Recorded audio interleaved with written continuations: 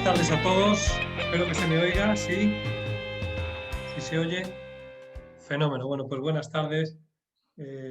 Me toca a mí primero. Os cuento un poquito cómo lo tenemos organizado Carmen y un servidor. Antes de nada, bueno, pues lo primero es, primero felicitar a la Inspectoría por esta maravillosa iniciativa, que yo creo que es una iniciativa extraordinaria. Yo siento por ti, Chari, el mal rato que estás pasando. Lo siento de veras y ya está. Por ti y por todas las que habéis estado detrás de esto organizando, porque sé que lleváis mucho tiempo y con mucho trabajo y es un pequeño, bueno, pues disgusto, pero bueno, ya está. Adelante, porque vamos a hablar de la providencia y vete para saber cómo acabaremos. Así que vamos a comenzar. Voy a ir compartiendo lo que va a ser la presentación. Espero que podáis ver la presentación. Bien, pues en esta presentación, si nos fijamos, el título que le hemos puesto, Carmen, que elegimos Carmen y un servidor, fue Fui adelante confiando siempre en la providencia. Bueno, pues de esto vamos a hablar, de cómo nuestro padre Don Bosco en esta semana que vamos a celebrar su fiesta, bueno, pues fue afrontando poco a poco un montón de cosas, siempre con la confianza en Dios. Y bueno, yo creo que de Don Bosco podemos decir muchas cosas, pero mucho se resume en esa Basílica de María Auxiliadora. Por eso, junto a esa imagen, hemos querido poner, junto a la primera imagen de Don Bosco, hemos querido poner, bueno, pues la Basílica de María Auxiliadora porque es muy significativo de lo que Don Bosco poco a poco va a ir haciendo en su vida. Así que nada más, esto es para sumergirnos un poquito en la charla que vamos a tener. Más o menos va a ir del siguiente modo. Tenemos 4 partes. Una parte va a ir en torno al inicio de la obra salesiana, que voy a presentar yo mismo. Una segunda parte que va a ir en torno a la respuesta que Don Bosco hizo a la dificultad que tuvo en su momento el cólera en la ciudad de Turín, que la va a presentar extraordinariamente bien Carmen. En la tercera parte volveré a retomar yo las riendas y voy a hablar un poco de la relación de Don Bosco con las autoridades civiles, porque vamos a contextualizarlo. También me gustaría, yo creo que la escuela católica y la escuela concertada en este año, en este curso, está viviendo una relación pues diferente o quizá difícil, ¿no? También con nuestras autoridades civiles, ¿no? Y bueno, la última parte va a ir una parte que yo creo que va muy en el ADN de tanto de la congregación salesiana como del instituto, el impulso misionero, que también lo presentará Carmen. Tenemos pensado más o menos estar en cada parte, pues es unos 10-12 minutos. Así que yo lo primero que voy a hacer va a ser ponerme el cronómetro, porque si no se me va el tiempo. Y después de esto, pues esperamos vuestras preguntas, vuestras sugerencias y vuestros comentarios, que como decía Chari, pues podéis ir haciendo en el chat y Enrique pues nos irá trasladando. Así que bueno, pues nada más. Esperamos que os sirva y que os sirva también sobre todo, yo creo que no vamos a decir grandes novedades, pero yo creo que esto es como cuando a un niño te dice que le cuentes muchas veces el cuento. Eh, pues ¿por qué? Porque les gusta. Yo creo que los que estamos aquí nos une la pasión por lo que vamos a contar, que es la pasión por Don Bosco, por Madre Mazzarello y por nuestra vida salesiana, ¿no? Pues yo creo que, bueno, no por repetir está mal. Vamos a contar cosas que posiblemente sepáis, pero seguro que le podemos dar hoy, el 27 de enero del año 2021, un contexto diferente. ¿Y por qué? ¿Por qué hemos elegido el tema de la providencia? Bueno, pues porque hoy estamos viviendo una situación difícil. Yo antes de estar aquí, cuando acababan las clases esta tarde, pues veía las noticias. No las veía porque las escuchaba en radio y veía un poco por la situación que vive nuestro país, ¿no? Que vive el mundo. Yo ayer hice una dinámica, todavía no me cuentan los 12 minutos, Carmen, ¿eh? Yo ayer hice una dinámica con los alumnos en la universidad y les hice que escribieran unas palabras sobre cómo se sentían. Bueno, pues quiero compartir con vosotros la palabra que más escribían los alumnos y las alumnas era cansado. Ellos decían que estaban muy cansados, que ya no estaban ni hartos del COVID ni no hartos, que ya estaban cansados de las medidas, de la vida, que estaban cansados. Bueno, pues yo creo que a estos jóvenes que están cansados, los que estamos aquí, que movemos a muchos jóvenes, yo sé que hoy hablaros a vosotros, estoy hablando a muchísimas personas porque esto tiene un efecto multiplicador, Yo creo, el objetivo nuestro es que de aquí pues salgamos con la esperanza de decirle a la gente, Dios nos quiere, Dios nos va a salvar de esta, a sacar de esta, y Dios es extraordinario. Y tenemos que demostrar que Dios nos quiere sonriendo a la gente y queriendo a la gente. Así que vamos allá. Vamos a ver cómo Don Bosco comenzó su obra salesiana. Mirad, en esta primera parte, ahora sí, comienzo, inicio de la obra salesiana. Vamos allá. Seguro que muchas de las cosas que vamos a decir, pues ya conocéis, pero yo creo que van a ser bonitas y que espero que os sirvan. Diréis, oye, ¿por qué cuando hablas del inicio de la obra salesiana, lo primero que nos pones en la portada es la casita de Don Bosco? Si Don Bosco comienza su oratorio, su obra salesiana en el oratorio, cuando se instala en Pinardi en el año 1846, cuando viene de esa enfermedad que viene con su mamá, después ya llevaba 5 años de cura. Bueno, pues porque Don Bosco quiso. Don Bosco, cuando escribe sus memorias del oratorio, fijaros, en el 57 le dice el Papa, escribe las memorias del oratorio, estaba convencido que estaba delante de un santo. 10 años más tarde va Don Bosco a Turín, a Roma, y le dice el Papa, ¿habrá escrito las memorias? Y Don Bosco dice, es que estoy muy ocupado, no me da tiempo. Entonces, nos parecemos, ¿verdad, Don Bosco? Y ya le dijo el Papa, deje de hacer todo lo que tenga que hacer, estaba convencido que estaba delante de un santo, y comienza a escribir las memorias del oratorio. Don Bosco pues le hizo caso a medias, porque comenzó a escribirlas 6 años después, allá por el año 73. Y cuando comienza a escribir las memorias del oratorio, Don Bosco empieza narrando su infancia, empieza narrando bueno, pues su vida en Ibequi de niño. ¿Y por qué? Pues porque él está convencido, y esto es lo primero, él está convencido que su vida la ha guiado Dios. Desde que nació, Dios ha ido preparando y que su vida está ligada íntimamente a la creación, al nacimiento de los salesianos y de las salesianas. Entonces, por eso, cuando hablamos del inicio de la obra salesiana, a mí siempre me gusta hablar de su experiencia de Ibequi, de su experiencia. He puesto aquí algunas fechas, ¿verdad?, que me van a servir para contar algunas cosas. Que nace en el 15, que sabemos, su experiencia determinante de niño. Y vamos a contar algunas de las dificultades, porque no nos olvidemos del título de la sesión de hoy.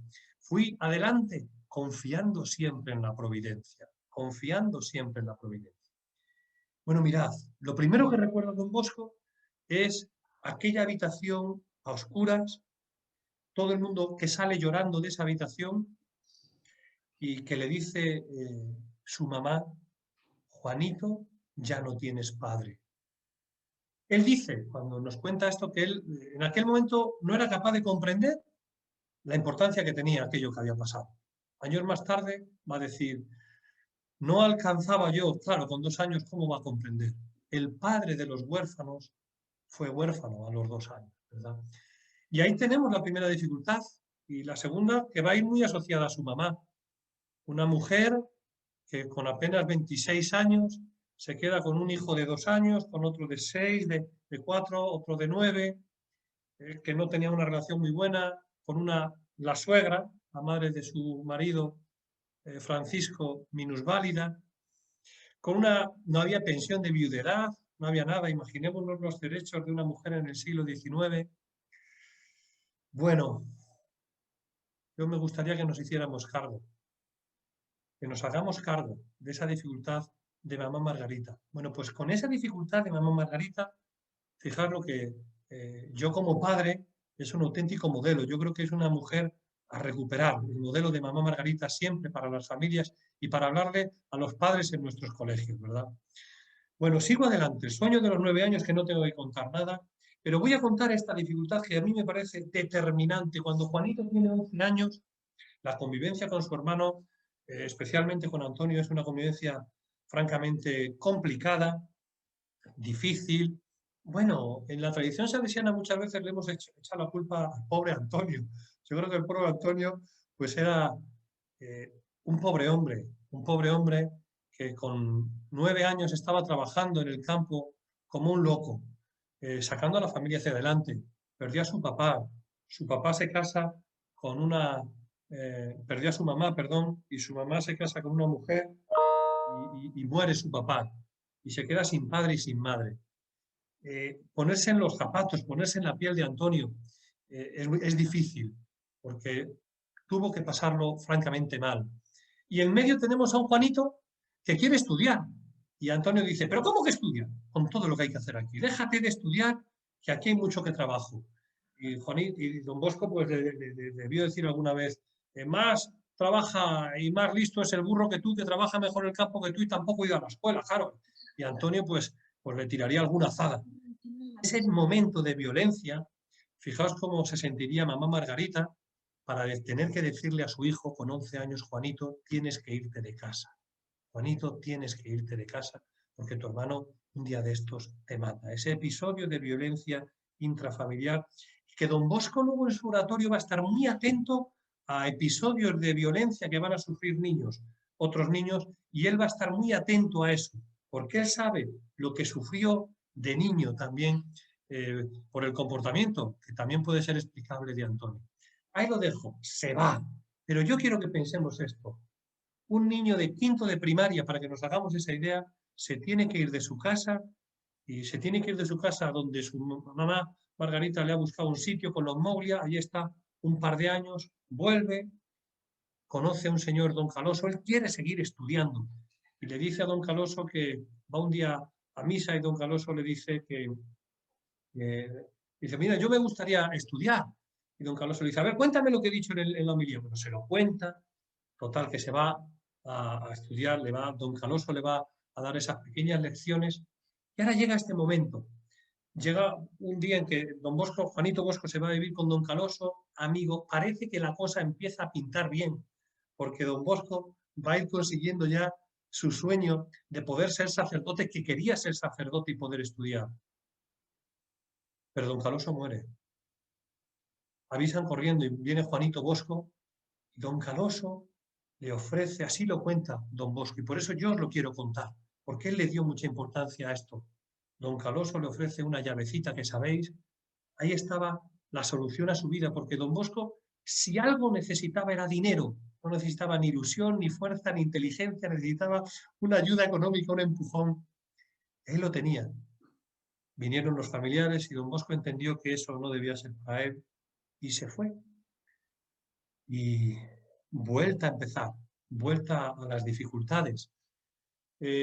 Comienza a irse a Castelnuovo, pero fijaros, a Castelnuovo tenía que andar 10 kilómetros, 5 para allá y 5 para acá. Estos días que ha nevado en Madrid, que hemos sabido lo que es andar por la nieve, yo no me quiero imaginar cómo tenía que andar el pobre don Bosco por la nieve, sin zapatos, para llegar al colegio.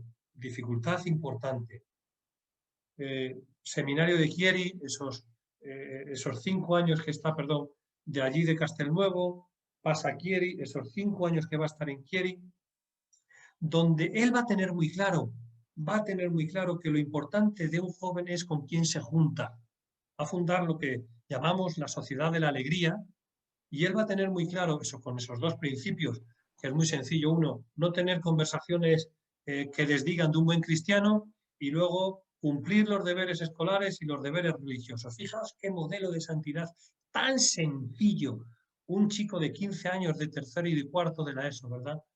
Bueno, pues, y tiene muy claro que él, la importancia de juntarse solo con gente buena. Por eso él siempre va a tener mucho cuidado con las compañías de los jóvenes, porque él descubre que lo importante de un joven es con quién se junta, que un joven juntándose con buena gente normalmente le puede ir bien. Pero fijaos, ¿por qué quiero hablar de la época de Chieri un minuto? Pues porque ¿de qué vive él en Chieri? Él va a vivir, pues lo sabéis, ¿verdad? De camarero, de sastre, no tenía un duro. Por la mañana se dedicaba a ir al colegio, a estudiar por la tarde, perdón, por la mañana muchas veces trabajaba, por la tarde iba al colegio y por la noche, hasta altas horas de la noche, con una vela, se quedaba leyendo. Don Bosco siempre va a decir que todos sus problemas de enfermedad, esto acabo de leer hace muy poquito un documento que lee un médico de Don Bosco en el año 86, en Francia, en Niza, en Marsella, perdón, donde Don Bosco se refiere que todos sus problemas comenzaron en aquella época de Chieri, donde tenía que estudiar hasta altas horas de noche y que prácticamente no dormía. Bueno, pues viene el episodio de Garelli y voy a esto. Fijaros, en mitad de todas estas dificultades, cuando ya se ordena de sacerdote, a los 6 meses el episodio de Bartolomé Garelli, pero quiero contaros esto. Fijaros, en mitad de todo esto, cuando don Bosco es sacerdote, logra ser sacerdote, después de todo lo que ha pasado, viene este momento. Él va a la cárcel con don Cafaso y se da cuenta de la cantidad de gente joven que hay allí y que él podría haber estado allí igual que los otros. Él podría haber estado allí igual que esos jóvenes que estaban allí, faltos de esperanza. Se encuentra con mucha gente joven, muchas personas huérfanas, muchos chicos huérfanos, que no tenían dónde ir, como hubiera sido su hermano Antonio, por cierto, si no llega a estar mamá Margarita, que se le murió su padre y su madre.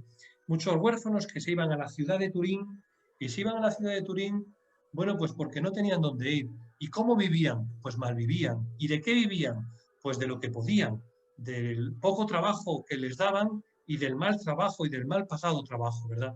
Entonces don Bosco se da cuenta que hay que hacer algo por esta gente, que hay que hacer algo por esta gente. Y este es el inicio de la obra salesiana. Luego, posteriormente, se va a transformar a partir del año 60 en los colegios, por otros episodios que precisamente luego voy a hablar también de ello.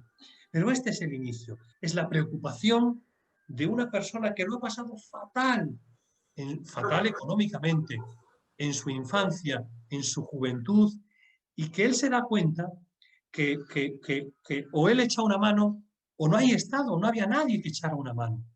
Y él se va a dejar el alma, se va a dejar el alma. Tanto se deja el alma que tan solo 5 años después, cuando de ordenarse sacerdote en el año 1846, tiene esa gravísima enfermedad, está a punto de llevárselo por delante, a punto de llevárselo por delante, cuando se va vuelve a Ibequi, está pues prácticamente 2, 3 meses o unas semanas, ¿verdad?, en Ibequi con su madre, y ya el 5 de abril vuelve a Ibequi, vuelve a Baldoco con mamá Margarita a comenzar, ahora ya sí, la obra salesiana, que va a comenzar como un internado. Pero me encanta hablar del 5 de abril del año 1846, ese maravilloso Domingo de Ramos. Me encanta hablar del 5 de abril. ¿Y por qué? Porque es el inicio de la Pascua salesiana. Es el inicio de una experiencia que no acabó. Y me tocó el timbre, que me puse el timbre para no pasarme de los 12 minutos. Carmen, te toca. Pasa la diapositiva. Ay, no sé si me escucha.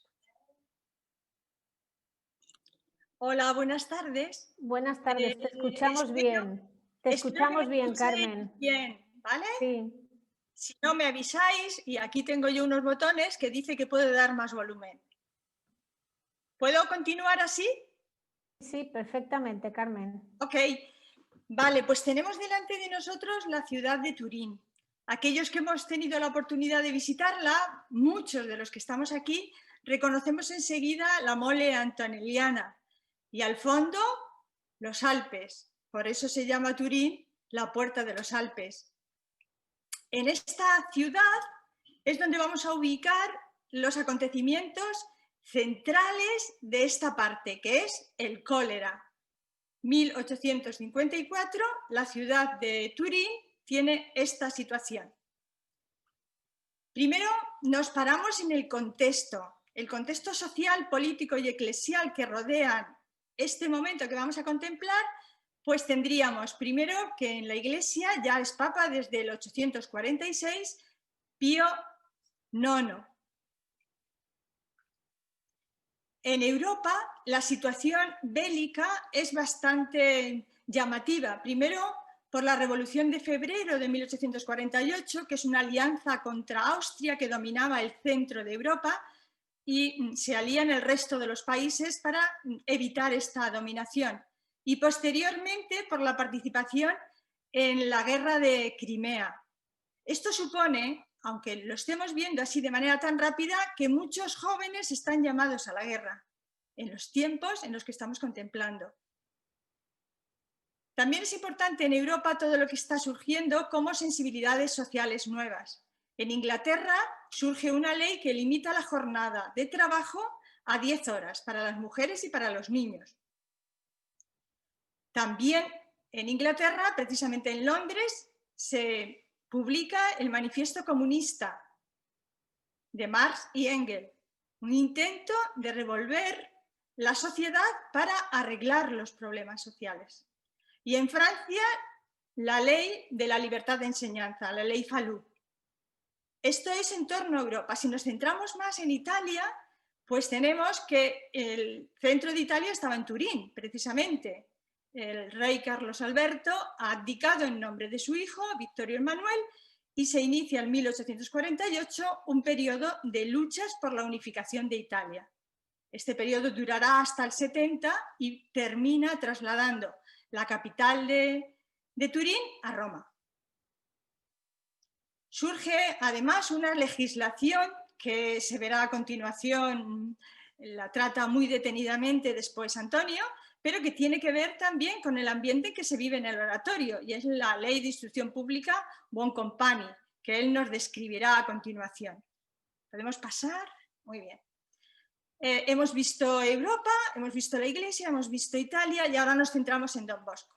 ¿Qué pasa en Don Bosco? ¿Qué está viviendo en estos momentos? Bueno, ya había pasado la enfermedad a la que ha hecho alusión Antonio, la bronquitis y el agotamiento de 1846, que favoreció el que mamá Margarita viniese a vivir a Baldoco. Don Bosco tiene una cierta estabilidad en Baldoco. Lleva ya 9 años allí. Ya funciona el internado, funcionan las clases nocturnas, se ha construido la iglesia de San Francisco de Sales. Todos estos elementos nos hablan de la cierta estabilidad en la que se mueve Don Bosco. También es importante cómo Don Bosco ya ha empezado a realizar las publicaciones. Desde el 849 está publicando un periódico para los jóvenes, l'Amico de la Juventud, y precisamente muy simultáneo a esta época que consideramos del cólera está la publicación de las lecturas católicas. Se nota la importancia que Don Bosco le da a difundir todo aquello que él piensa, ¿no? Todo aquello que puede ser bueno para los jóvenes. Monseñor Fransoni le ha nombrado director de los 3 oratorios que funcionaban en aquel momento: San Francisco de Sales en Baldoco, San Luis y el Ángel Custodio. Don Bosco tenía un reconocimiento social porque estos 2 oratorios últimos estaban en otra zona totalmente diferente de Turín. Por lo tanto, era bastante conocido y muy reconocido a nivel social. Es el año en que Domingo Savio llega al oratorio, que va a permanecer allí por 3 años. También tenemos que considerar a un Don Bosco muy implicado en la educación de los jóvenes. Está preocupado especialmente por la calidad educativa. Normalmente no está en las aulas, está más bien en relación con los educadores. Y llega desde este momento a escribir el primer reglamento para el jefe de taller, que sería como las directrices educativas para un buen salesiano. Es importante también en este año, justo al inicio del año, un día anterior, o sea, el 26 de enero, el primer momento en el que 5 jóvenes, es decir, 4 jóvenes y Don Bosco, 5 personas, se reúnen en la habitación de Don Bosco y hacen una especie de compromiso muy sencillo, que es una experiencia de ejercicio práctico de la caridad. Don Lemón, que recoge esto en las crónicas, habla de que desde aquella noche a este grupo se llamó salesianos. Es significativo que ya se iba generando, como os he dicho, una cierta estabilidad, ya se iba generando en el oratorio todo aquel buen pensar de Don Bosco. ¿Pasamos? Muy bien. Y en mitad de todo esto que describimos, llega la epidemia del cólera. En la crónica de la caridad del clero se recoge que en la epidemia participaron fundamentalmente los padres dominicos, los oblatos, que son los sacerdotes que llevan la consolata, el sacerdote don Galbaño y don Bosco. Deja insinuar esta crónica que otros sacerdotes de la diócesis de Turín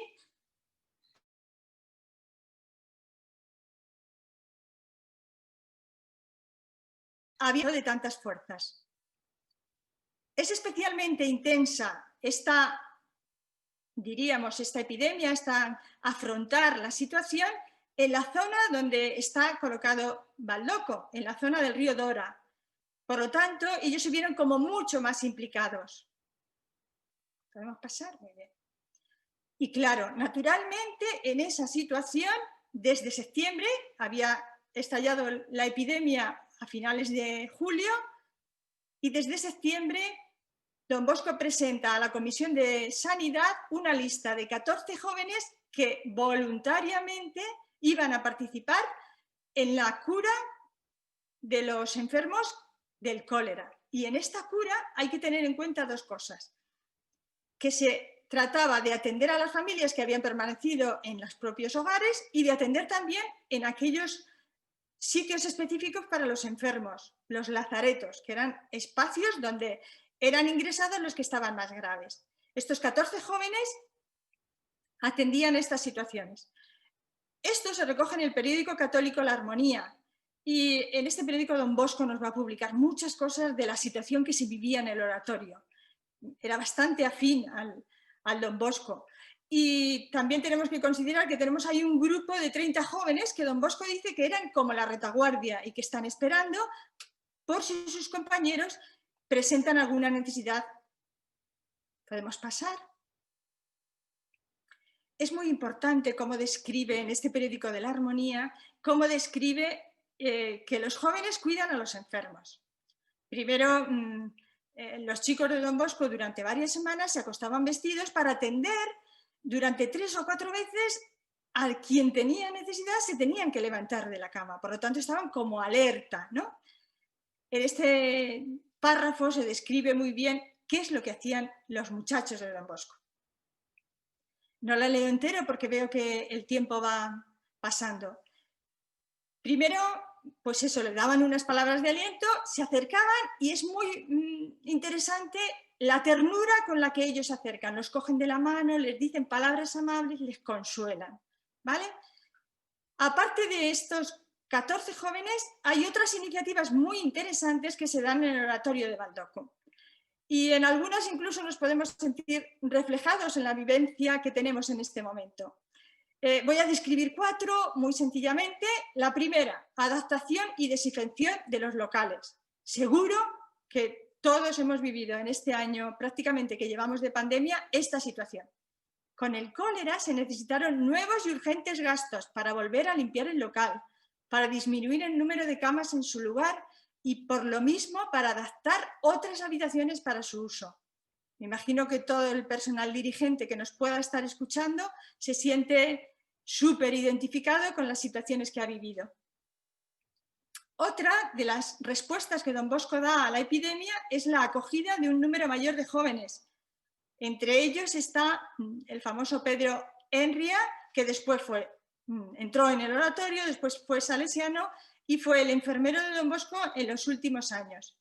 Pasamos a considerar otras 2 situaciones. Es muy curioso, empiezo por la foto que me resulta súper simpática. Es el Don Bosco que estamos considerando. Don Bosco tiene 39 años. Se ha recogido que esta foto tiene 40. Por lo tanto, estamos prácticamente en la época que estamos contemplando. Y veis a Don Bosco rodeado de 4 mujeres. Esto es insólito. De hecho, es la última foto de Don Bosco que se ha encontrado. No sé si es que algún salesiano la tendría guardada y no se atrevía, ¿no?, a dar esa publicidad de la figura de Don Bosco. Contemplo aquí de manera muy rápida 2 aspectos de esto que seguimos viendo, ¿no? La respuesta de Don Bosco frente a la epidemia, que no es solo cuidar a los enfermos, sino una respuesta social más amplia. A 50 kilómetros de Turín está la ciudad de Pinerolo y allí Don Bosco se ofrece para cuidar también a los enfermos. Lo conocemos por la carta que el alcalde Lloserno le ha dirigido, en el que dice que le agradece el ofrecimiento de 4 jóvenes, pero que en el momento no son necesarios estos jóvenes como enfermeros. Un año después, Don Bosco escribe a Nota, que es el alcalde de Turín, y le dice que está agobiado de gastos. La invasión del cólera ha supuesto reducir la casa actual a lo que disponen las leyes, defender a los jóvenes que estaban aquí ya y a aquellos que tenían que entrar. Por lo tanto, si usted puede, pues cuesta todo 10.000 francos y yo solo he pagado 5. tenemos aquí la figura del Don Bosco, ¿no?, que está pidiendo siempre medios para sus jóvenes. ¿Podemos continuar? Vale, y otra de las, diría, respuestas de Don Bosco a la situación es el taller de encuadernación. Se recoge también por el periódico que os he nombrado anteriormente, el periódico de la Armonía, en el que dice, y es muy curioso, es muy Don Bosco este estilo, ¿no? Ofrecía a sus posibles clientes un precio reducido y la oportunidad de ayudar a los chicos. Quizás este sea el Don Bosco genuino, ¿no? Te ofrezco esto, pero sepas que estás haciendo el bien a los chicos. Y sepas que si no lo haces, acordaros que lo ha dicho a la sociedad de Turín, si no lo hacéis con la violencia os quitarán vuestras cosas. Desde el punto de vista práctico, Don Bosco está buscando clientela para sus talleres. Bueno, ¿de dónde hemos sacado todo esto? Quizás os extrañe que yo no haya dicho la expresión que más se conoce frente al cólera. Don Bosco prometió que todos los jóvenes que trabajaran ¿no?, en el cuidado de los enfermos no se pondrían enfermos. Bueno, pues esto no se recoge en las fuentes. Se recoge en las fuentes justo lo que hemos dicho, la respuesta de ese grupo de jóvenes y un poco las modificaciones que él tuvo que hacer en el oratorio. Ahí tenéis 3 de los libros que se han publicado a raíz del 2015, del Bicentenario, y es curioso, y con esto concluyo, Antonio, para que no te pongas nervioso, que en las memorias del oratorio de Don Bosco no escribe sobre la epidemia del cólera. En el año 1854 describe la narración de los atentados y la presencia del perro gris. Sin duda, para Juan Bosco pudo ser un hecho bastante más normal de lo que nos pensamos. Se tuvo que dirigir a las autoridades, tuvo que intervenir en la vida de la ciudad, solicitar la ayuda para los muchachos del oratorio. Pudo ser una situación bastante más normal. De hecho, él, 20 y tantos o 30 años después, no lo recuerda o no lo considera reseñable. Gracias, Carmen. Vamos ya en la mitad de la charla. Hemos pasado estos 2 primeros puntos, hablando de la infancia de Don Bosco y sus dificultades y de la situación del cólera. Os animo a los que queráis profundizar en algún punto de los que han tocado los ponentes a que pongáis alguna observación en el chat para que al final podamos indicarles alguna otra aclaración. Turno de Antonio. Tercer paso o tercer punto. Bueno, pues vamos a continuar. Damos un paso hacia adelante y vamos a hablar de un momento pues, muy bonito también en la vida de Don Bosco y yo creo que también para sus hijos, para sus hijas, pues muy aleccionador. La relación de Don Bosco y las autoridades civiles. Lo que tenemos en portada es la foto del Palacio Real de Turín, ¿verdad? Donde Don Bosco, bueno, pues fue alguna vez, porque era un personaje tremendamente conocido, tremendamente popular, tremendamente querido y para algunos también tremendamente temido. Voy a coger 4 personajes. Podríamos haber cogido muchísimos porque Don Bosco tuvo relación con muchas personas, pero he querido coger a estos 4 personajes y he elegido una década, porque como tenemos 10 minutos para cada bloque no podemos dar mucho. Entonces, he querido coger esta década del año 50 al año 60, o del año 48 al año 60. Fijaros, a las 3 de la tarde está Roberto d'Azeglio, con el número 3, podríamos decir, ¿verdad? Bueno, pues ahora vamos a contar quién es Roberto d'Azeglio. Más abajo está Boncompagni, que Don Bosco no tuvo relación directa con Boncompagni, es ministro de Educación, pero le va a, es decir, lo que va a hacer Boncompagni en la ley Boncompagni del año 48 va a ser muy importante para Don Bosco.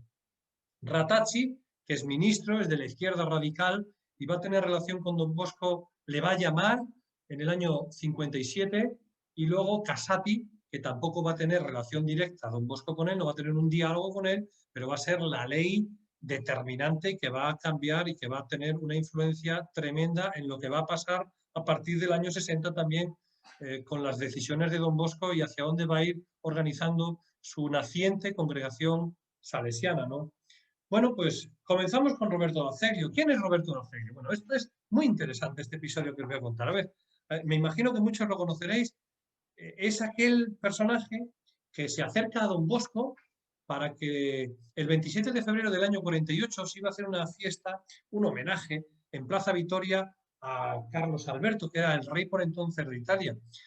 Pues eso, un rendezvous al rey para que, porque había acabado de reconocer el estatuto, estaba empezando en aquel momento. Carmen ha hecho un apunte histórico que es tremendamente importante, que es, en el año 48 están estallando las revoluciones liberales en Europa, es el manifiesto del Partido Comunista en Londres por Marx, son los años previos, el anticlericalismo de los socialismos utópicos de Saint-Simon en Francia, de Owen en Inglaterra, de Fourier en los falansterios, son los momentos del ateísmo de Feuerbach, de Comte, de Nietzsche, que está en aquel momento escribiendo El Anticristo.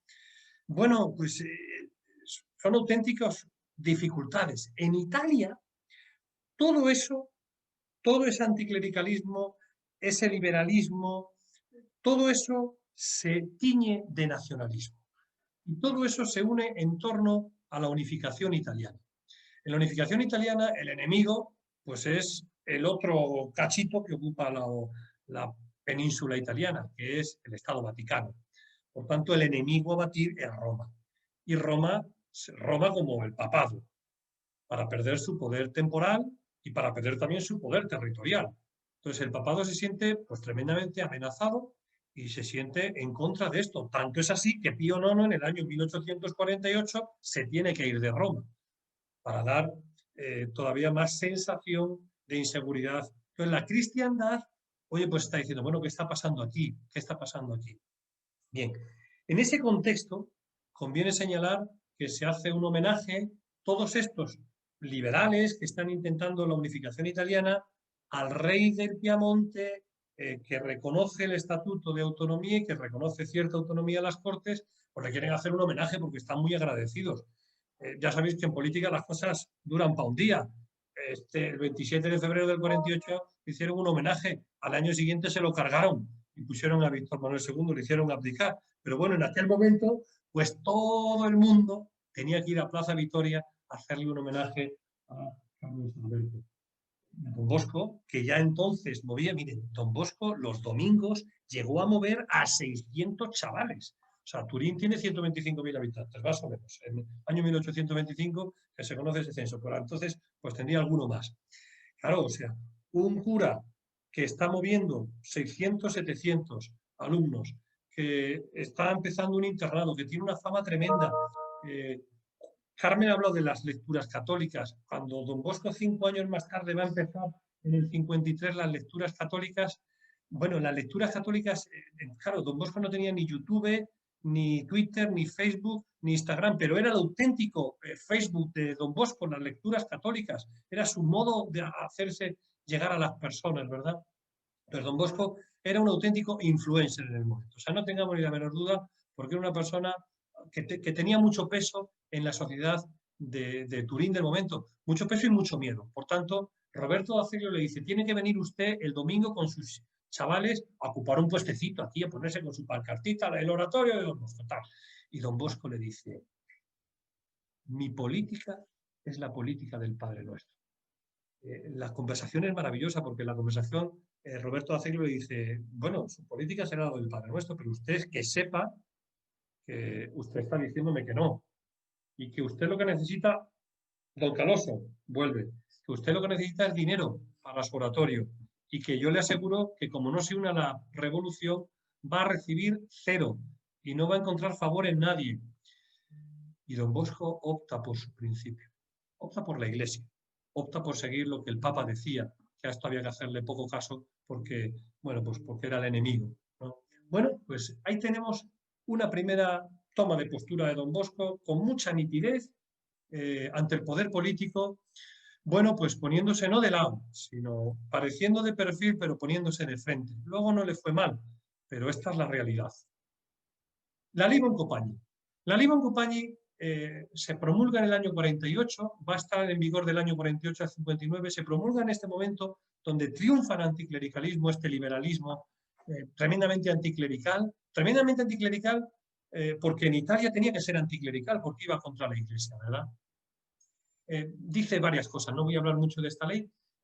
Organiza ya la educación y dice que tiene que haber una primaria obligatoria de una primaria con 2 ciclos, uno obligatorio de 2 años y otro menos obligatorio. El primero tenía que ser de 7 a 9 y los años de gimnasio más luego el liceo.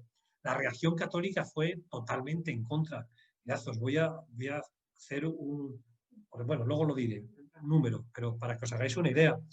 7 años todavía después de la ley Boncompagni, en el año 1854, por ejemplo, en Cerdeña, cogió estos datos de Cerdeña, había solo 5.765 maestros. De esos 5.700 maestros, 3.021 eran sacerdotes.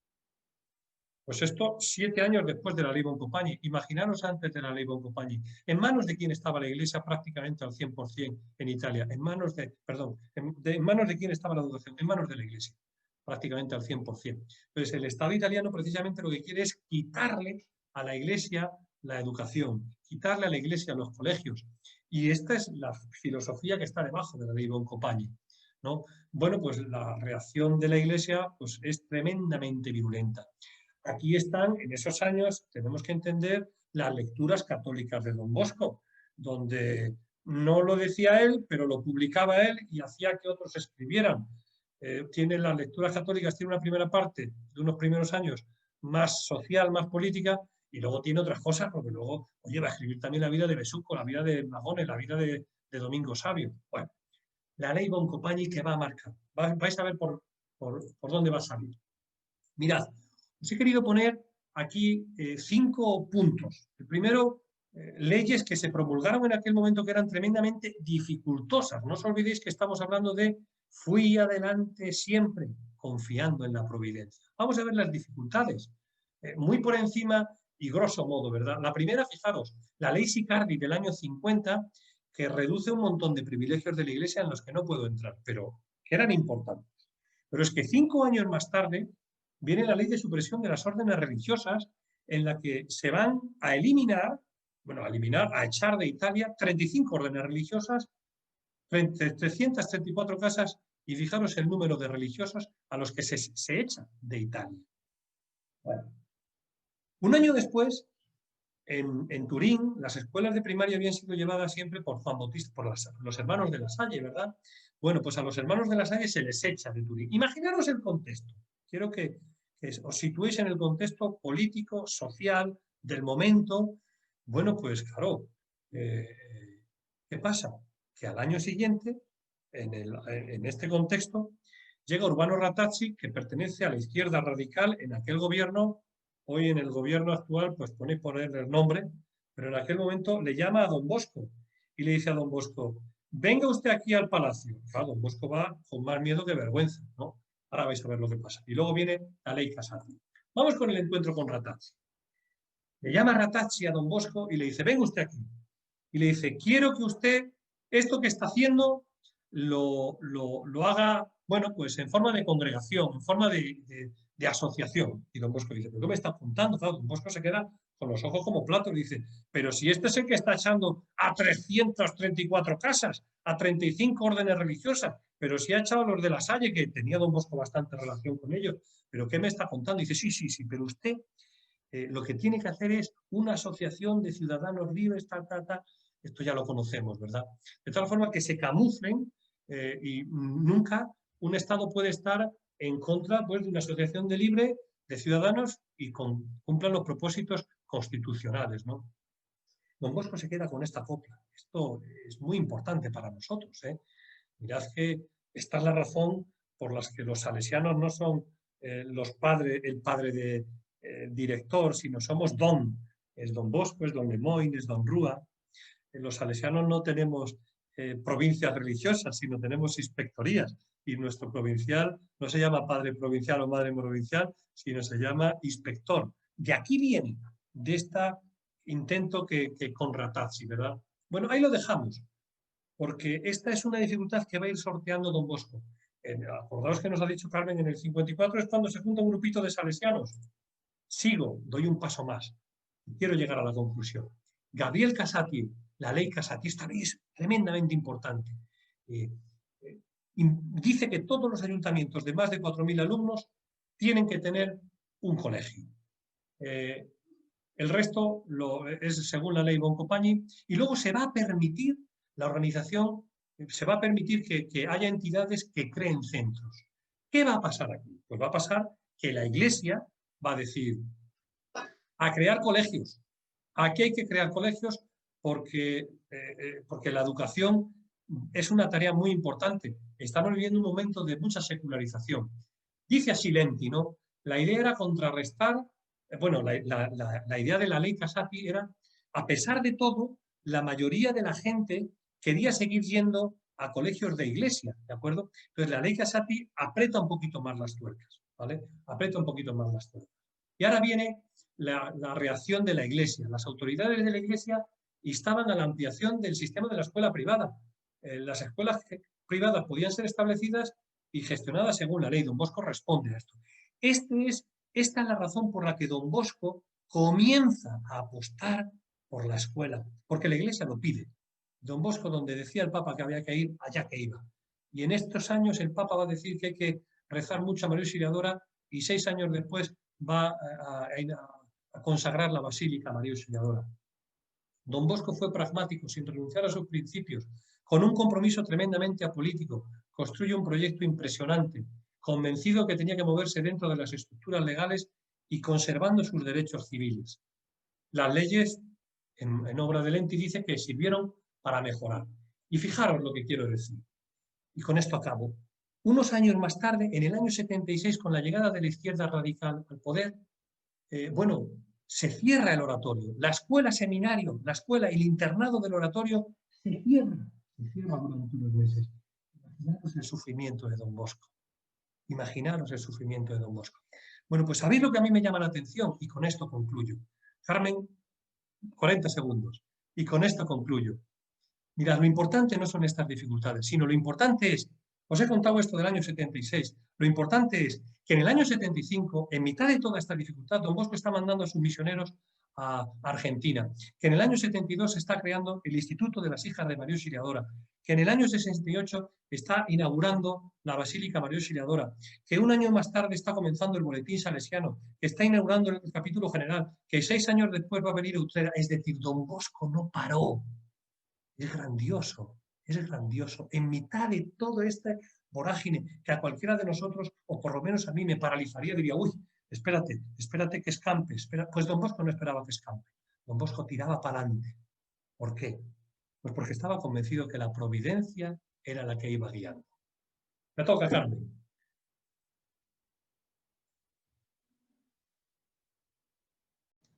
Carmen, el micrófono. Gracias. Decía que gracias a don Antonio por esta introducción tan buena, porque es justo el momento en que me toca a mí intervenir con el último impulso misionero. Tenemos aquí Baldoco, que no es propiamente ni en el momento actual ni cuando estamos considerando, sería a principios del siglo XX. Podemos pasar. Bueno, la situación previa. Pues tenemos que la congregación salesiana ha sido aprobada.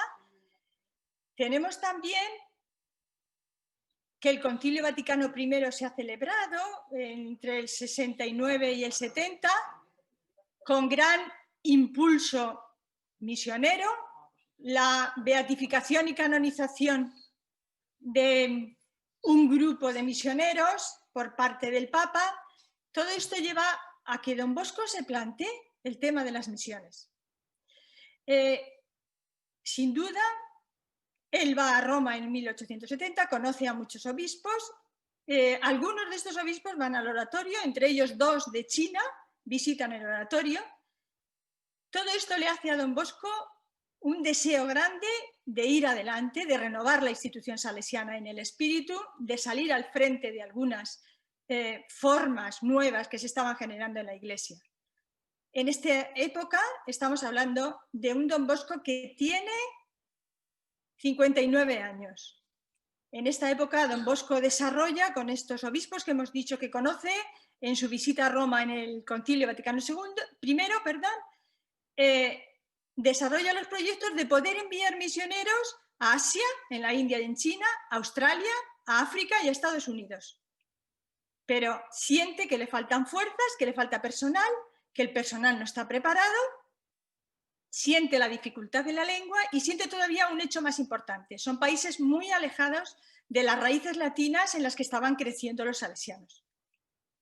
Hay otra cosa muy interesante que parte también de lo que nos ha contado Antonio, y es que necesitaba liberarse de tantas leyes a nivel civil y canónico, que le estaban en algún sentido oprimiendo para las ordenaciones, para los estudios. Acaban de decirnos que hasta le cierran el oratorio, ¿no? Todo esto hace que don Bosco sienta impulso de seguir adelante. Esta diapositiva la pasamos muy rápido. Esta inquietud apostólica que acabamos de decir, solamente decir que simultáneamente al hecho que estamos considerando, que es la expansión misionera en Argentina, se fundan casas en Francia y surge el grupo de cooperadores salesianos, una vocación seglar dentro de la familia salesiana. ¿Cómo empieza el proceso de respuesta de llegar hasta Argentina? Fue de manera circunstancial. El cónsul de Savona, en la zona de la Liguria, Giambattista Gazzolo, había emigrado a Argentina y a su vuelta expone a los salesianos y posteriormente a don Bosco la situación religiosa que están viviendo todos los italianos que han emigrado a Argentina. Ante esta preocupación del cónsul, don Bosco quiere responder porque siente que hay una manera más cercana. Si va a atender a la comunidad italiana, siente que la lengua está más cercana, que incluso en Argentina hay muchos emigrados y por lo tanto se sentiría más o menos a gusto los salesianos. Como necesita la autorización del obispo, a través del cónsul envían un informe posiblemente redactado por el propio don Bosco o por don Francescia, en el que informan de la situación de la congregación salesiana, de que estaba dispuesto a salir adelante, de llegar hasta Argentina, y le adjuntan también las constituciones. Estamos en el 30 de agosto de 1874 y en octubre llega la respuesta. En la respuesta ya se va perfilando dos tipos de presencia, una en una parroquia, en Nuestra Señora de la Merced, en Buenos Aires, y otra a 230 kilómetros de Buenos Aires, mucho más insertados en zonas de indígenas, en San Nicolás de los Arroyos, con un internado que ya estaba funcionando por parte de otras instituciones. Y naturalmente, un sueño. Nada importante realizado por don Bosco se realiza sin pasar por el sueño. A don Bosco le parece ver. Continúo con el sueño, aunque lo veamos después. Decía que a don Bosco le parece ver grupos de hombres deambulando de gran complexión, altos, fuertes, al que se aproximaban un grupo de individuos para hablarles de Jesucristo. Estos se acercaron, pero los mataron a todos. Me pregunté, ¿cómo será posible para convertir a este grupo de gente? En mitad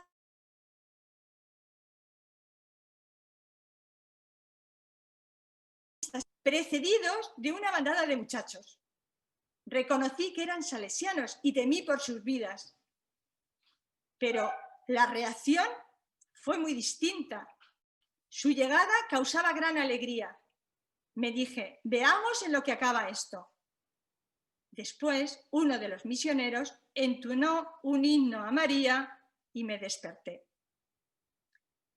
Este sueño, que lo cuenta don Bosco varias veces, lo recoge aquí en las memorias biográficas, expresa, como veremos a continuación, muy la esencia del proyecto salesiano.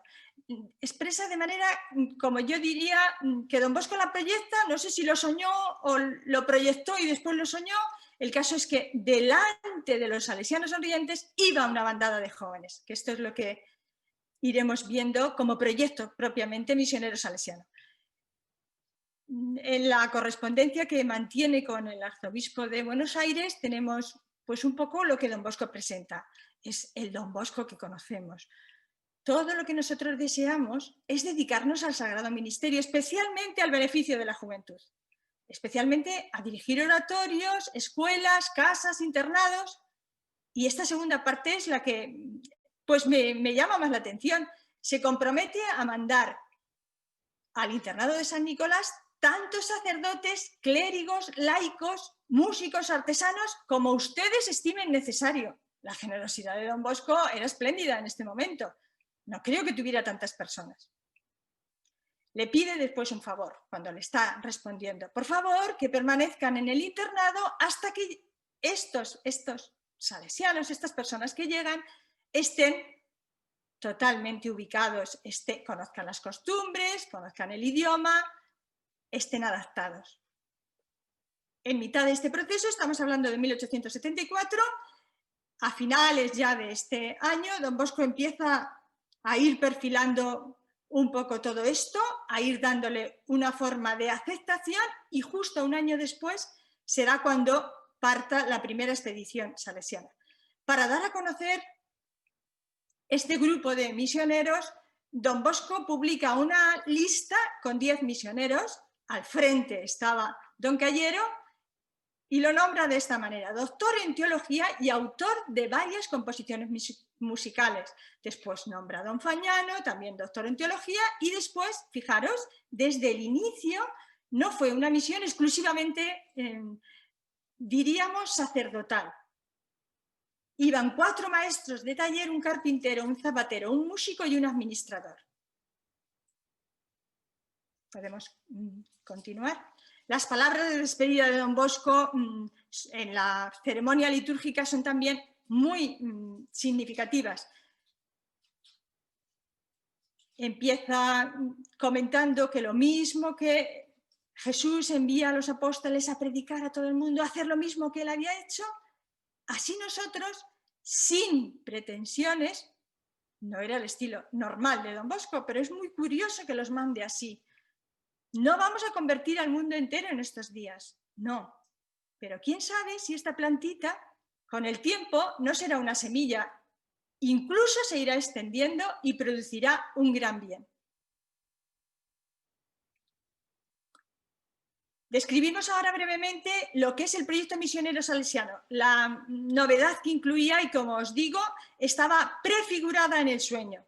En la buena noche del 12 de mayo anuncia su proceder. Primero fundarían escuelas e internados en la zona fronteriza a las tribus indígenas.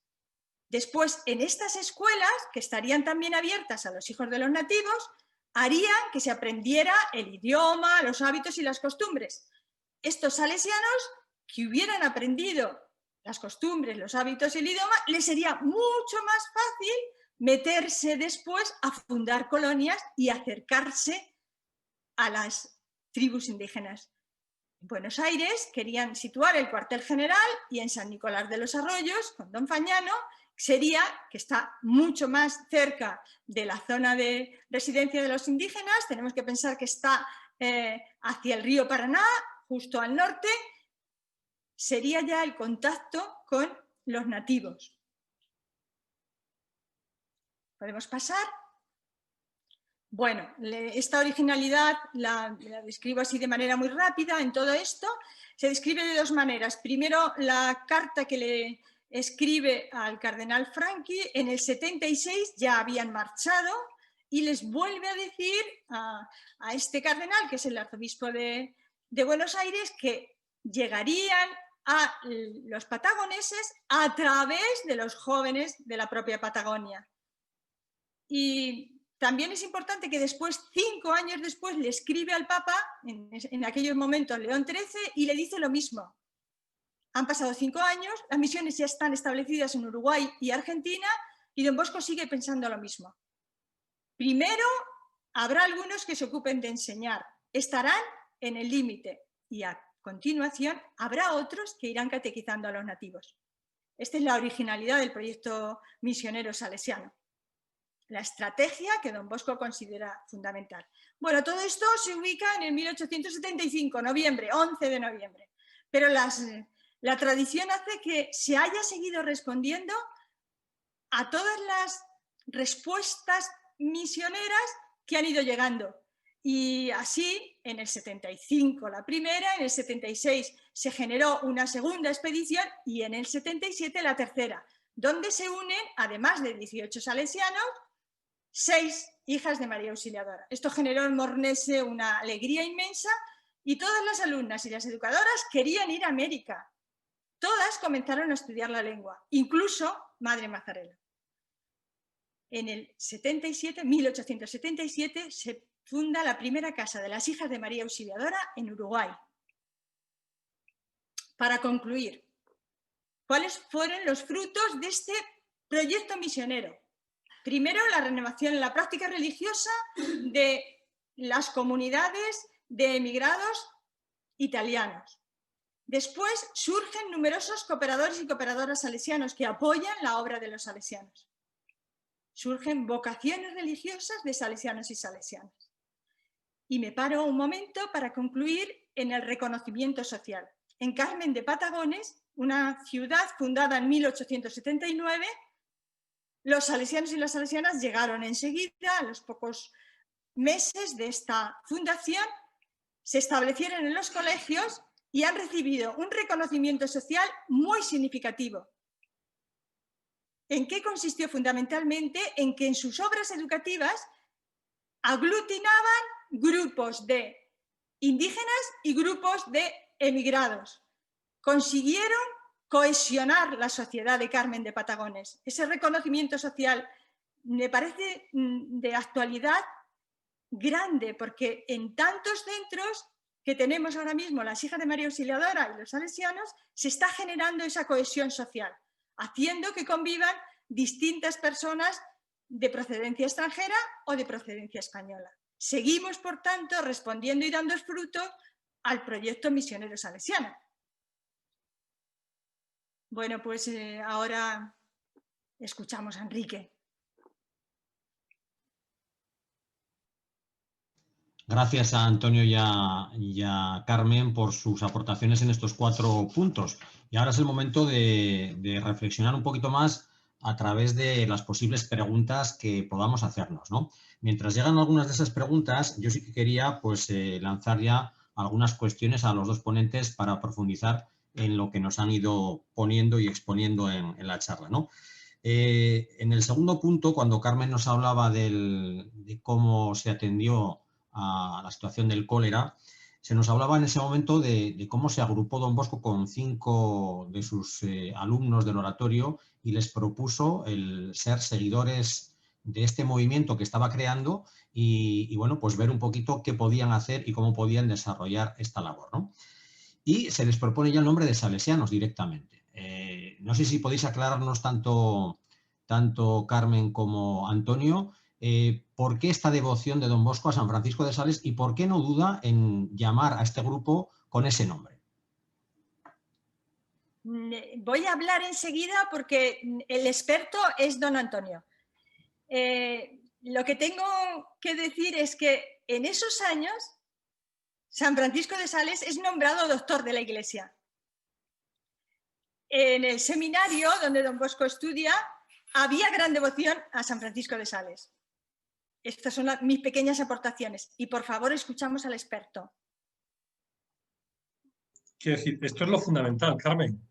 Luego hay otra parte que es la lucha que San Francisco de Sales tiene contra los protestantes, que es muy importante. En todas las lecturas católicas, Don Bosco escribe mucho contra los protestantes del momento, los valdenses. La ley del año 48 ha permitido la libertad de culto en Italia tanto a los valdenses, protestantes de esa zona, que es una rama del protestantismo, como a los judíos, ¿no? Entonces, Don Bosco, por eso, esto es importante, quiero decir, todo suma, todo lo que ha dicho Carmen, esto que estoy añadiendo yo, pero quiero añadir una cosa más. Don Bosco, pues siempre San Francisco de Sales siempre está asociado a la dulzura, a la amabilidad. De San Francisco de Sales sabemos que se decía que era un hombre pues muy temperamental y que tenía la mesa de su despacho arañada por abajo bueno, pues no sabemos si será verdad o será mentira, pero es esta leyenda que Don Bosco cuenta, ¿verdad? Que a Don Bosco le cuentan y que posiblemente Don Bosco de cuartelillo, donde él se da cuenta de que la dulzura es muy importante y lo hace patrono también por esto, ¿verdad? Como queriéndonos decir, ¿no? Eso que yo muchas veces les he dicho a los profesores, y aquí estamos muchos profesores, que lo dejó Don Bosco textualmente, aquel que no esté dispuesto a repetir una cosa 1000 veces, que no se dedique a la educación. Sabía de lo que hablaba Don Bosco, ¿no? Bueno, pues por ahí van todas estas cosas de San Francisco de Sales. Grosso modo, respondemos muy grosso modo, pero por ahí va. Otra cuestión que podemos plantearnos es la siguiente. En el tercer bloque, cuando hablabais de la relación de Don Bosco y las autoridades, bueno, pues se ve un Don Bosco contenido para no dar una respuesta a esa provocación política, ¿no? No habéis hablado de cómo los jóvenes del oratorio viven toda esa situación del resurgimiento del nacionalismo y cómo Don Bosco tiene que torear con esa juventud para que no se le desmande. Hoy, Carmen, vas. Bueno, mira, o sea, en el año 48 hay un montón de colaboradores de Don Bosco que se van. Un montón de sacerdotes que le ayudaban en el oratorio que lo abandonan, lo dejan. Dice, no, no. Hay un montón de clérigos que se sienten mucho más italianos que clérigos. Es así. Hay muchos jóvenes que se van y hay otros que se quedan. Fue muy duro, fueron tiempos muy difíciles para Don Bosco. O sea, uno intenta ponerse en lo que sintió, en cómo yo, por ejemplo, me sentiría fatal, porque me di cuenta que hay un montón de personas, bueno, pues por eso es el compromiso de Don Bosco, jamás ningún partido político me hará suyo. A Don Bosco le interesaba la salvación de la gente, la salvación de los chavales. Don Bosco creía en el cielo y creía en el infierno. Estaba convencido que los buenos van al cielo y los malos van al infierno. Y entonces estaba convencido que sus hijos tenían que ir al cielo y él tenía que hacer lo posible para que sus hijos fueran al cielo. Y esto es lo que a Don Bosco le preocupa, la salvación de las almas. Y luego lidiar con los políticos, que es lo que nos pasa a nosotros. ¿A nosotros qué nos preocupa? Pues la educación y la salvación de las almas. Y luego lidiar y que nos dejen trabajar. Es lo mismo. Es lo mismo. Don Bosco con mucha astucia y nosotros con toda la que podemos, claro. Pero le dejaron muchos, o sea, que quede claro que fueron tiempos muy difíciles, que muchos de los que le ayudaban en los primeros años del oratorio se fueron y que muchos jóvenes dijeron que no querían ir al oratorio, que se querían ir a las manifestaciones, por ejemplo, de Plaza Victoria y otras, ¿de acuerdo? Eso es así. Fue muy, muy, muy, muy, muy difícil. En el cuarto bloque, sí, Carmen, ¿ibas a contestar algo? Simplemente decir que quizás añadir que a Don Bosco lo que realmente le interesaba no era tanto la política cuanto la situación social de los jóvenes. Por eso, aunque no se quiere meter en política, es capaz de establecer pequeños convenios con los empresarios o las personas que contrataban. O sea, lo que le interesaba realmente es, como nos dice Antonio, pues es la salvación de los jóvenes y su estado social, su reconocimiento social. Pensad que un joven de aquella época no era reconocido como persona. Cuando seas padre, comerás huevo. Entonces no era nadie. Ha llegado el siglo después a reconocer la importancia del niño y del adolescente y joven. En el último apartado, cuando hablábamos del impulso misionero, Carmen, nos hablabas de los sueños de Don Bosco. Los que somos profesores de religión, pues hablamos de las parábolas de Jesús como un elemento pedagógico que Jesús usaba con los seguidores para explicarles de manera sencilla aquellos mensajes de calado, ¿no? ¿Hasta qué punto los sueños de Don Bosco son reales o son también un arma pedagógica que Don Bosco utiliza para catequizar, para explicar a los jóvenes y a sus compañeros aquellos deseos y necesidades que se le iban presentando en la vida? Sin duda es material pedagógico. En el sueño que hemos contemplado, lo narra por 3 veces diferentes. Se lo cuenta a don Barberis, se lo cuenta a don Lemoine y posteriormente pasa a la fuente documental de don Amadei. Por lo tanto, 3 versiones diferentes del mismo sueño. Es curioso que estos sueños sean en el 74, cuando ya estaba prácticamente generando la misión de Argentina. En el 76, habían ido en el 75, fijaros, lo cuenta en el 76, por lo tanto, es un recurso pedagógico. ¿Solo recurso pedagógico? No lo sé. No lo sé. Pudo ser una inquietud de su pensamiento que le llevara también a pensar en él durante la noche, pudo ser. Pero sin duda la manera de narrarlo, el modo como él atrae, sin duda es un recurso pedagógico. O lo usa como recurso pedagógico. Don Antonio, ¿puede usted hablar? No, nada que añadir porque, a ver, digo que no tengo nada que añadir. Y yo de Don Bosco solo hablo bien. Y aquí es un poquillo mentirosillo, pero con mucho cariño, con mucho cariño. Así que yo aquí, para decir que no son verdad, no digo nada. En el tercer apartado concluía Antonio diciéndonos una realidad contundente, y es que en 1876 se cierra el oratorio. ¿Qué supuso para Don Bosco este cierre y cómo reaccionó y qué puso en marcha para rápidamente volver a esa actividad pastoral que se veía tambalear ante estas decisiones políticas? Bueno, Don Bosco va a ver a todo el mundo.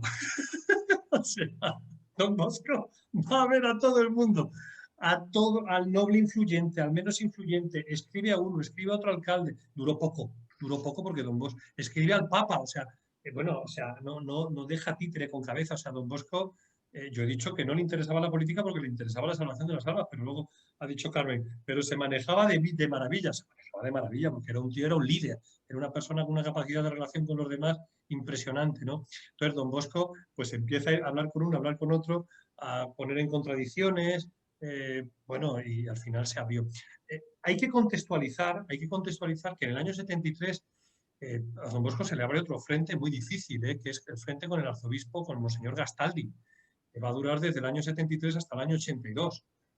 Va a ser un frente, que a Don Bosco le va a dar muchísimos dolores de cabeza, y ya venía, porque no nos olvidemos que a Gastaldi lo puso Don Bosco porque el anterior obispo de Turín también le estaba dando mucho pal pelo a Don Bosco. ¿Y por qué le daban pal pelo a Don Bosco? A ver, yo de Don Bosco solo se puede hablar bien, pero esto en familia se puede decir. Don Bosco era hacía un poquillo lo que le pasaba de niño con Antonio, que hacía lo que quería. Y entonces, pues él tenía claro lo que le venía bien a sus jóvenes y tiraba por ahí. Y de vez en cuando se saltaba las leyes. Y, por ejemplo, bueno, no quiero poner ejemplo porque si no me libro, pero ya me ha venido Selmi a la cabeza, ¿no? Un inspector de educación que le va y le dice en el año 69 por ahí, le dice, oiga usted, Don Bosco, que sus profesores no tienen titulación, y Don Bosco le promete que va a tener titulación los profesores. Y francamente, Don Bosco pues dio pocos pasos, mandó a 2 o 3 salesianos a la universidad, pero mientras tanto le tapó la boca al inspector. Esto no quiere decir que los directores podáis hacer esto y así sentiros hijos de Don Bosco, pero bueno, o sea, esto es Don Bosco, o sea, tiene estas cosas que yo creo que hablan de la genialidad de un carácter. Es decir, o sea, Don Bosco, o sea, la congregación salesiana es una obra de Dios, de Don Bosco y sobre todo de Don Rúa. Esto no se nos puede olvidar, que si no llega a existir Don Rúa después de Don Bosco, pues yo no sé qué hubiera sido de los salesianos y de las hijas de la Auxiliadora, porque Don Rúa puso mucho orden en la congregación, ¿no? Y lo vemos en muchas decisiones que se tomaron en su momento, ¿no? Ya está. Por eso fueron a medias. Muy bien, hablábamos también del impulso misionero y me gustaría que comentaseis algo de, bueno, de las manifestaciones que Don Bosco hizo y del deseo de visitar también esos lugares de misión. Don Bosco no llegó a ir a Argentina, pero sí que vino a España, uno de los lugares que también fue prontamente visitado por los salesianos, ¿no? ¿Cómo se expresaba Don Bosco en este sentido, en la relación con los misioneros que mandaba a estos lugares? Don Bosco tiene varias cartas en las que comunica que la obra mayor que ha emprendido la congregación es las misiones en Argentina. Se lo escribe a don Fagnano y lo escribe varias veces. Si dice que es la obra mayor que ha emprendido la congregación, imagínate si tendría ganas de ir. Pero a don Bosco le estaba preocupando construir la iglesia del Sagrado Corazón en Roma. Y con esos deseos va a Francia a recoger dinero. Y con esos deseos va a Barcelona. Le hubiera llevado varios meses. Y tenemos que contemplar a un Don Bosco bastante mayor. No lo contemplaba. Manda a los mejores salesianos que tenía. Manda a don Cayero, a don Fagnano, y se iba desprendiendo. Si viéramos en la lista, se va desprendiendo de las personas más significativas dentro del oratorio, pero con esa conciencia de que es la mayor obra que nuestra congregación ha emprendido. Esto es lo que te puedo decir. Muy bien, va despertando el chat y surgen preguntas. Nos dicen, Don Bosco era un luchador por la dignidad de la persona, de ahí que insistiese en el contrato laboral a los jóvenes. En esas decisiones y encuentros, ¿qué dificultades se encontraba? Antonio, el micrófono. Antonio. Ahora, ya está, perfecto, Enrique. Mira, Don Bosco en esto es un mago, ¿eh? Fijaros que León XIII, en la Rerum Novarum, León XIII viene a partir de, al final de la vida de Don Bosco, ¿vale? Que es cuando la Iglesia va a hablar pues, de la encíclica Rerum Novarum, que va a ser la gran revolución también de la doctrina social de la Iglesia. Pero Don Bosco en aquel momento, Don Bosco hacía hacer contratos, bueno, Don Bosco a sus alumnos que iban a hacer sus prácticas, podríamos decir, o su formación en las empresas, ¿no? De los grados superiores de ahora a las empresas, Don Bosco a esas empresas vaya que si las ataba, en cortito, vaya que si las ataba y las visitaba y les exigía. Y, por ejemplo, no solo en materia laboral, no solo en materia laboral, sino exigía mucho en materia moral, que quién podía tener trato con sus alumnos, que con, no sé, es decir, mil cosas, ¿no? Se hacía un seguimiento muy cercano al alumno. El alumno, Don Bosco era un padre. Don Bosco y actuaba como padre. Y actuaba como padre de sus alumnos. O sea, esto es así. Y esto, la obra salesiana surge como, primero como estos talleres y luego como internado. Luego van a venir los colegios, pero los colegios vienen 20 años después y Don Bosco tenía un miedo tremendo a abrir los colegios porque sentía que el sistema preventivo, su relación se perdía. La esencia nuestra es esa relación de padre, de madre, de familia, ¿no? Y esto lo llevaba Don Bosco y iba a hablar con el de la empresa como el padre del niño, vamos, no tenía ni, vamos, y además no se cortaba ni un pelo, ¿no? Y hacía que los demás salesianos hicieran, ¿eh? Y hacía que los demás salesianos hicieran. Solo añadir que la originalidad de este tipo de trato con los empresarios no es de Don Bosco. Ya hemos dicho que en Inglaterra estaba surgiendo el legalizar una jornada más regular para los niños y las mujeres, que toda la Europa central estaba, bueno, tenemos a Mar defendiendo, ¿no? La lucha de clases. La respuesta de Don Bosco será la educación y el seguimiento. Habría que entenderlo en esta clave. No es original, es una respuesta adaptada a lo que él busca. Muy bien, nos vamos acercando ya a la hora. Vamos a estirar 5 minutos para intentar acabar con las preguntas que van surgiendo en el chat. Nos hacen una pregunta y es la siguiente. De esos 14 voluntarios que van a cuidar a los enfermos de cólera, si se saben los nombres, si algunos de ellos eran los que contó Don Bosco para comenzar la congregación y cómo impulsar hoy el voluntariado entre los adolescentes con esta clave de caridad cristiana. Los nombres de los jóvenes no se contemplan. Pertenecían a la Compañía de San Luis, que era el grupo de los jóvenes mayores del oratorio. Serían los jóvenes adultos. Por ejemplo, Domingo Sabio no pertenece porque era más infantil, era más niño. Por lo tanto, se sabe que eran jóvenes adultos, pero no se saben los nombres. No se relaciona con el grupo de la caridad extrema que hemos dicho, o de manera particular de los salesianos. Sin duda pertenecerían, pero no, en los documentos que he nombrado no nombra a ninguno en específico. Es propio de toda acción social que responde a las necesidades, misiones, dentro de esa conjunción social que hemos dicho de cohesión, todo lo que se proponga desde el voluntariado, desde la educación en las aulas, desde la educación en los centros educativos más amplios, creo que responde a las ideas de Don Bosco. Creo que es impulsar lo que Don Bosco quería para los jóvenes.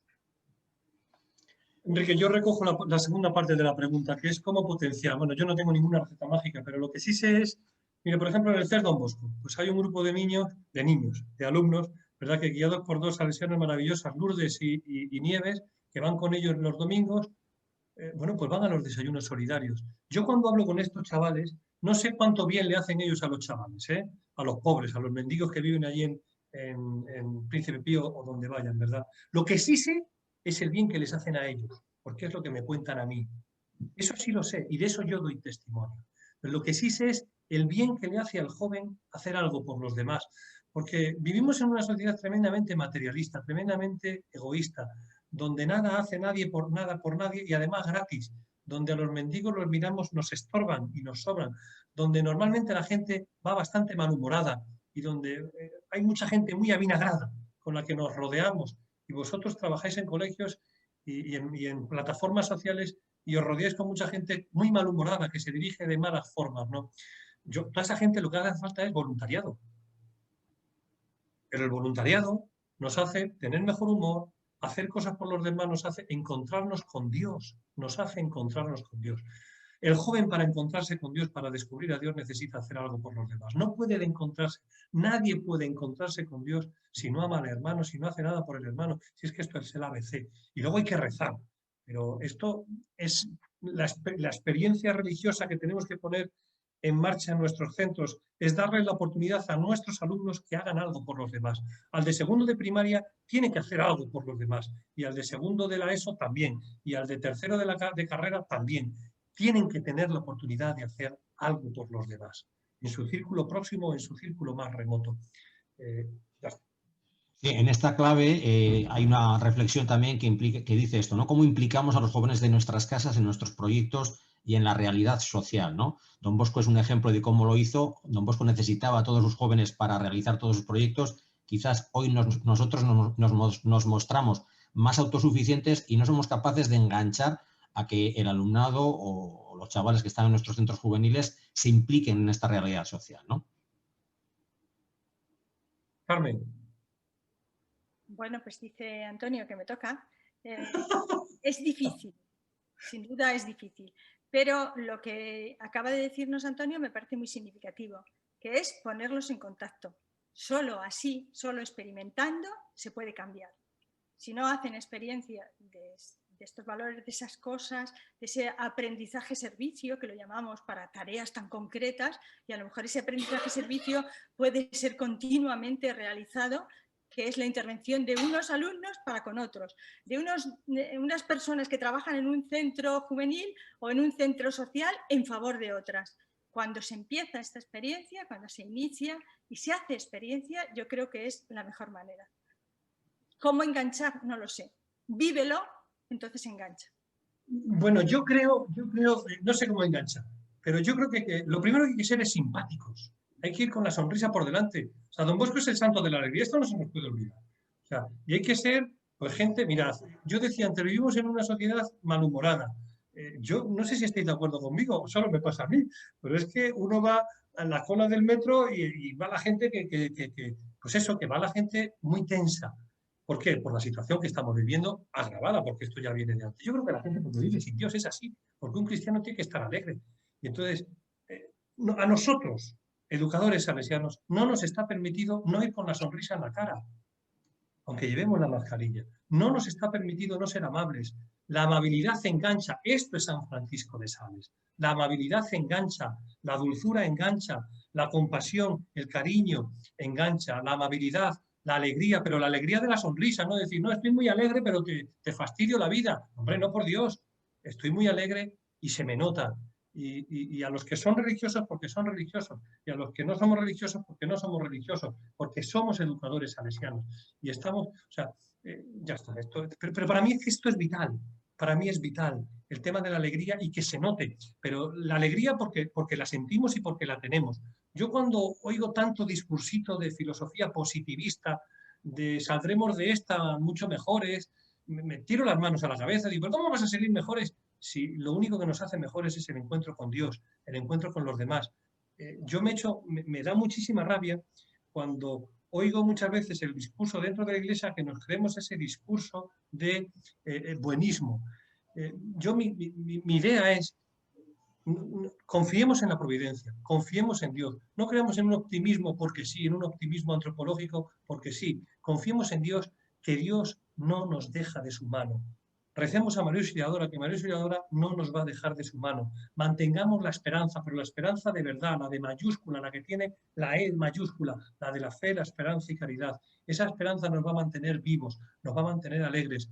Mantengamos vivo la esperanza de los demás con alegría, pero con sonrisa, que se nos note felices, que se nos note felices a los salesianos y a las salesianas, a los que estamos aquí. Esto es lo que tienen que percibir nuestros alumnos. Qué felices son mis profesores, qué feliz me siento en mi colegio, así se pueden encontrar con Dios. De Pues otra es un forma, buen mensaje salesiano para concluir esta charla, que yo creo que ha sido muy, muy interesante para todos. Agradecer a Antonio y a Carmen la preparación y la alegría con la que lo han transmitido. Y damos paso a Charo para que despida este encuentro. Gracias a ti también, Enrique. Gracias a vosotros. Gracias. Y perdón por pasar unos minutillos, ¿eh? Nada, encantados. Muchísimas gracias. Decíais que don Bosco enganchaba porque lo vivía. Bueno, vosotros nos habéis enganchado esta tarde. Quiere decir que Carmen y tú lo lleváis en los poros. También Enrique. Es decir, se ha visto ahí el trío de esos vasos comunicantes que carismáticamente estáis, que lo vivís y lo lleváis muy unidos. Gracias nuevamente, Carmen y Antonio, de corazón, y a cada uno de vosotros. Desearos pues también una buena fiesta de Don Bosco, pues invitar a, claro que sí, en la sonrisa, aunque sea a través de la pantalla, o los que podáis hacer algún gesto, ¿no? Pero los chavales lo esperan y por ellos todos. Bueno, pues eso, buena fiesta, y decir que esta grabación pues llegará a todos y se multiplicará. Antonio, cuando teníamos el problema, para suavizar un poco, ha dicho quizás la providencia. Bueno, pues quizás la providencia haga multiplicador mucho más esto que esta tarde hemos vivido. Muchísimas gracias a todos nuevamente.